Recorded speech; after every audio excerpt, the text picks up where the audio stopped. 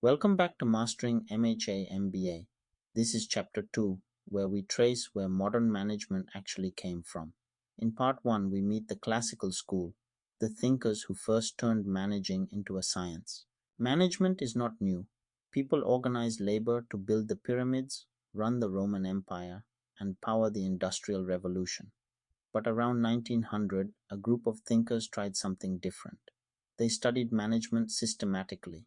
We call them the classical school, and three names lead it: Taylor, Weber, and Fayol. The classical approach rests on three pillars: Frederick Taylor and the science of efficient work, Max Weber and the well run bureaucracy, and Henry Fayol and the duties of a manager. Together they built the foundation everything else stands on. Start with Frederick Taylor and scientific management. Taylor watched workers do the same job in wildly different ways and saw wasted effort everywhere. His radical idea: study each job scientifically, find the single most efficient way to do it, and the result would be prosperity for both the employer and the worker. Taylor's method came down to four principles. First, develop a science for each job. Second, hire workers with the right abilities. Third, train and motivate them to follow the method. And fourth, support and plan their work. Replace gut feel with evidence. Taylor's first principle gave us motion study, breaking a task down to its basic physical movements. His contemporaries, Frank and Lillian Gilbreth, applied it famously to bricklaying and tripled output. Every modern assembly line, process map, and efficiency study traces back to this idea. Next, Max Weber.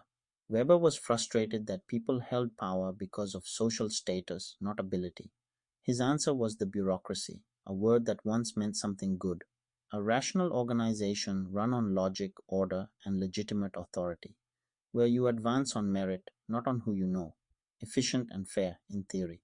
Weber's ideal bureaucracy had five features: a clear division of labor, a clear hierarchy of authority, formal rules and written records, impersonality, so the rules apply to everyone equally, and careers based on merit. On paper, a beautifully fair machine. So why is bureaucracy now an insult? Because real ones rarely live up to the ideal. They get bogged down in red tape, slow to decide, rigid, and resistant to change. The very structure that creates fairness and stability can also kill speed. Great for a tax office, terrible for a fast moving startup. The third pillar is Henry Fayol, a French executive who asked a simple question: what do managers actually do?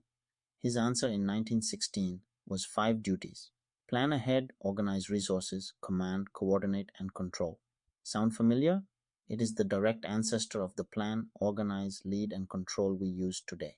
Fayol also gave us 14 principles of management: unity of command, so each worker answers to one boss; the scalar chain, a clear line of authority from top to bottom; division of work, discipline, fair pay, and more. A century later, many still quietly shape how organizations run. So, what is the verdict on the classical school? It gave management real structure, rigor, and a focus on efficiency that still matters. But it had a blind spot.